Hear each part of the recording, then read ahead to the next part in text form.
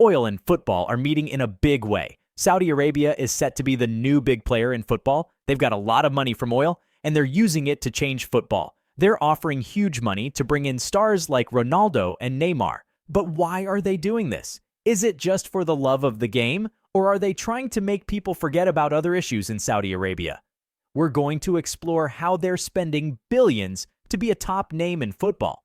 Football has literally got a new giant, and it's one and only Saudi Arabia at the moment. They're using their huge oil money to shake things up. They're buying famous players and aiming to be the best in football. This big move shows Saudi Arabia really wants to be a major player in the sport. But are they really in it for the long run, or is there another reason behind all this spending? We'll look into how they plan to use their wealth to rule the football world. To understand Saudi's desire to leverage football for influence, we must first look at Al Hilal, the nation's leading club based in capital Riyadh. With over 60 domestic and continental trophies, Al Hilal is by far Saudi's most decorated football institution. Their record 4 Asian Champions League titles cement them as the Middle East's preeminent team. But Saudi ambitions stretch much further. Al Hilal is central to utilizing football as a vehicle to enhance Saudi prestige and sporting credibility worldwide. Radically boosting Al Hilal's global profile is where superstar signings like Neymar come in. The Brazilian's shocking arrival in a world record $300 million deal follows Cristiano Ronaldo joining Al Nassr for over $200 million. These marquee captures are just the tip of Saudi's exorbitant spending iceberg. Over $900 million was recently splashed by Saudi clubs in transfer fees alone, trailing only the English Premier League. Saudi Arabia's Brave World Cup 2034 master plan just went insane. The oil-rich kingdom is reportedly offering absurd contracts exceeding $1 billion to deal with 20 football icons for its domestic league. We're talking potentially the highest annual salaries in sports history for the beautiful game. Ronaldo's former Real Madrid running mate, Karim Benzema, has been tabled a gobsmacking $200 million 2.5-year offer from Saudi side Al Ittihad. Even Lionel Messi also offered with around $400 million per year proposition to leave PSG. The petrodollar-fueled Saudi Pro League is aggressively headhunting the biggest names in football, seemingly ready to obliterate transfer records to land the sport's elite. What exactly motivates this astonishing outlay? 2 key strategic objectives underlie the spending spree. It may be the soft power projection. Luring superstars broadens Saudi influence and reshapes perceptions of the kingdom as a thriving sporting nation. Or accelerating Vision 2030, the economic plan to reduce reliance on oil. Football success would drive growth in entertainment, tourism, and other diversified sectors. In the short term, high-profile transfers have amplified global intrigue in Saudi football.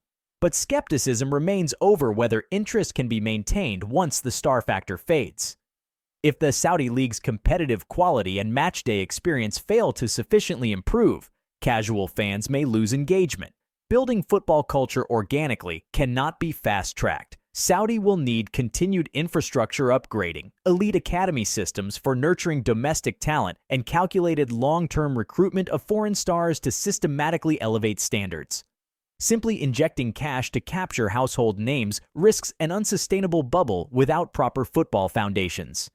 Human rights concerns also cast a shadow, compromising Saudi sportswashing aims. Undeterred, Saudi chiefs are doubling down with an even bolder gambit, securing the 2034 FIFA World Cup hosting rights. Earlier, Saudi Arabian Football Federation President Yasser Al-Misahal said, "Driven by a huge passion for the game by our young nation, the Saudi Arabian Football Federation is fully committed to meeting and exceeding the bid's requirements." He also said hosting tournament would be offer an open invitation to the world to experience our rich football culture. This would profoundly fast-track their football goals, allowing Saudi to showcase itself as a dynamic modern nation and destination to billions through the sport's most coveted event. Some estimates suggest hosting the World Cup could add $6 billion to Saudi GDP and create over 150,000 jobs. The upside is monumental. Prince Abdulaziz bin Turki bin Faisal, Saudi Arabia's sports minister, said the bid constitutes an important and natural step in our journey as a country passionate about football.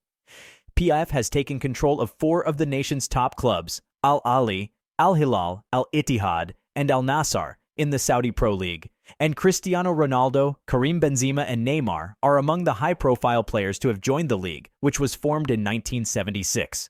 Yet winning the World Cup bid without human rights reform would also expose Saudi to greater scrutiny and criticism. FIFA faces growing calls to demand concrete improvement in these areas. SPL director Michael Emenalo boasted of satisfaction at putting the league in a better place by poaching some of the biggest names on earth. Yet critics condemn the kingdom's sports-washing motivations. Make no mistake, Saudi's petrodollar-fueled raids have been ruthlessly effective. From Ronaldo to Messi, is any player now beyond their reach? The Saudis have undoubtedly captured attention, but at what cost to football's competitive integrity? As the world's best flock to Saudi in search of mammoth paydays, has money officially conquered the beautiful game? Some celebrate Saudi's visionary investments lifting football to new heights. Others decry profound distortions destroying football's core. A fierce debate rages on over Saudi's hijacking of the sport we love. And the 2034 World Cup bid promises even greater aftershocks. Saudi Arabia's audacious football power grab has sent shockwaves through the sports landscape. But experts warn securing long-term success will require more than just an unprecedented spending spree. As Deloitte's Izzy Ray said, the ambitious player acquisitions demonstrate Saudi's commitment to propelling its league to world stage prominence. But this is just phase one. Make no mistake, weaponizing its vast oil wealth to smash transfer records has already diverted global attention to Saudi football. Yet sustaining growth amidst accusations of sports washing won't be straightforward. With Saudi-caliber signings exceeding all but England's elite, European football's hierarchy feels threatened. But critics caution the kingdom's laser focus must expand beyond capturing stars to structurally elevating Asian football. Once the big money headline signings fade, growing the league's global appeal will fall on developing infrastructure, governance, and homegrown talents. Saudi clubs cannot depend on petrodollars alone. Still, Saudi's rulers have demonstrated a ruthless willingness to harness every resource to realize their football vision. An early domination of transfer windows may soon see the kingdom's clubs permanently challenging Europe's status quo. For now, their additions promise new fans worldwide. But Saudi's path to building a sustainable football powerhouse amidst intense scrutiny remains filled with risk. The coming years will ultimately judge if money alone can conquer football for good.